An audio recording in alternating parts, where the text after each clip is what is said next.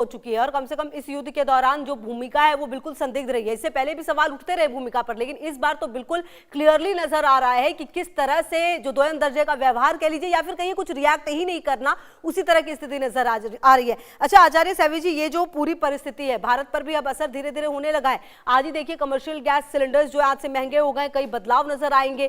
क्या लग रहा है भारत के लिए अब आने वाला जो वक्त है यहाँ के लोगों के लिए कितना भारी रहने वाला है? कब इन तमाम परिस्थितियों से थोड़ा नॉर्मल हो पाएंगे और महंगाई जैसी चीजों से थोड़ा बाज आ पाएंगे, बच पाएंगे?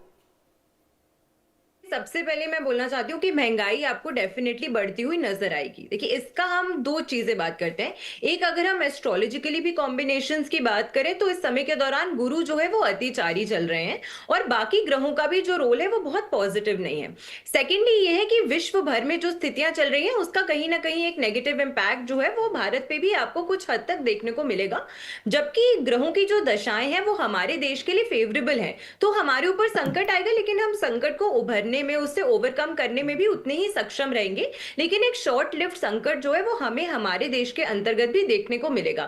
सेकेंडली, जैसे मैंने आपको शुरुआत में ही बोला था, ये सूर्य का साल है और सूर्य इस साल प्रभावी होने के साथ साथ बाकी ग्रहों की जो भूमिका रहने वाली है वो बिल्कुल सही आचार्य जी ने अभी कहा है कि इस साल के अंतर्गत आप देखेंगे और अभी बहुत छोटे स्पैन के अंदर आप देखेंगे कि विपक्ष के किसी बड़े नेता की जान माल की हानि होना, उनके स्वास्थ्य की हानि होना, इस तरीके की कई न्यूज जो है वो बहुत जल्दी आपको सुनने को मिलने वाली है। तीसरी चीज जो आपका क्वेश्चन था खुशबू जी, कि आपने पहले भी ये जिक्र किया कि जो 1914 टू 1918 का विश्व युद्ध 1 था एंड 1939 टू 45 के स्पैन के बीच में विश्व युद्ध 2 हुआ, सेकेंड वर्ल्ड वॉर हुआ था। इसके अंतर्गत प्लैनेट के कॉम्बिनेशंस क्या थे जो इस समय के दौरान भी क्या कुछ ऐसे कॉम्बिनेशंस बनते हुए नजर आते हैं? देखिए युद्ध में 3 ग्रह जो होते हैं वो सबसे ज्यादा तीव्र भूमिका निभाते हैं, जो कि है मंगल, राहु और साथ में शनि, क्योंकि ये मास और साथ में डिस्ट्रक्शन दोनों के कारक ग्रह माने गए हैं। विश्व युद्ध 1 की अगर हम बात करते हैं, वर्ल्ड वॉर 1 में, तो ऐसे में राहु जो था वो कुंभ राशि से ही ट्रांजिट कर रहा था, जैसे कि इस समय के दौरान कर रहा है। और इस समय के दौरान मंगल का जो ट्रांजिट है वो आप देख रहे हैं कि पहले राहु के साथ था और फिर शनि के साथ था, वो भी मास डिस्ट्रक्शन की राशि में। और साथ में जो ग्रहों के गोचर हो रहे हैं, जुपिटर जो कि नियंत्रित रूप से एक बेनिफिक प्लैनेट कंसिडर किया जाता है, जब वो अतिचारी भूमिका में आ जाता है, और अतिचारी का मतलब ये होता है कि एक अपनी निर्धारित गति से, हर प्लैनेट की ट्रांजिट करने की एक गति, एक स्पीड होती है, और उस स्पीड से जब और ज्यादा तेजी से कोई प्लैनेट गोचर करता है तो उसे अतिचारी मूवमेंट कहते हैं। और उस अतिचारी मूवमेंट का जो इंपैक्ट होता है वो पड़ता है, और क्योंकि इस समय के दौरान गुरु अतिचारी है तो आप उसका इंपैक्ट देख रहे हैं, विश्व भर में देख रहे हैं। पंचग्रही चतुर्ग्रही योगों का बार बार निर्माण होते रहना, एंड स्पेसिफिकली उन राशियों में इन ग्रहों का निर्माण होना जो वेस्टर्न वर्ल्ड की डोमिनेटिंग प्रभावशाली राशियां मानी जाती हैं, वहां पर इन ग्रहों का इंपैक्ट ज्यादा पड़ जाने की वजह से इस तरीके की जो प्रॉब्लम है वो आप और एस्केलेट होते हुए अभी देखने वाले हैं। महंगाई बढ़ेगी लेकिन भारत उससे निकलने में सक्षम होगा। मुझे आने वाले समय में कहीं ना कहीं 2 चीजें प्रबल दिखती हैं। एक ये कि फिर से स्टूडेंट्स के मन में या जेनजीज के मन में एक विद्रोह की भावना जागना। दूसरी चीज ये कि कहीं ना कहीं हमारे देश का जो किसान वर्ग है उसको कहीं ना कहीं बरगलाने की, उन्हें पीड़ा में लाने की, या उनको माइंड से थोड़ा स्ट्रेस में लेकर आने की एक जो विपक्ष है वो कोशिश कर सकता है, जिसकी वजह से कहीं किसान आंदोलन होने की जो घटनाएं हैं वो भी मुझे मिड ऑफ अप्रैल से आती हुई नजर आती हैं।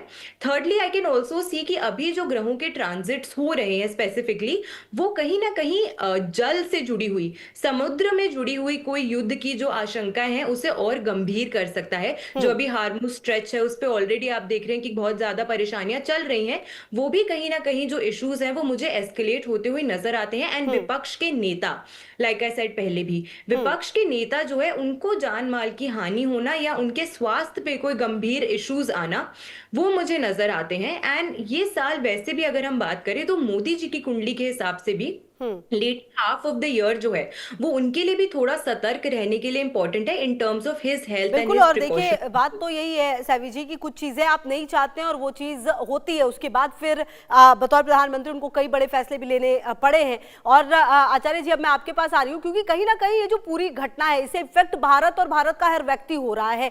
कुल मिलाकर क्या माना जाए, कोई एक समय समझ में आता है कि हाँ इस समय तक सब कुछ जो है नॉर्मलाइज होने लगेगा, सब कुछ ठीक होने लगेगा? देखिए, एक बात कि भारत पर मंगल की महादशा इस टाइम पर चल रही है और मंगल भारत के चार्ट के अंतर्गत मार्किस्ट प्लैनेट है, इसमें कोई दो राय नहीं है।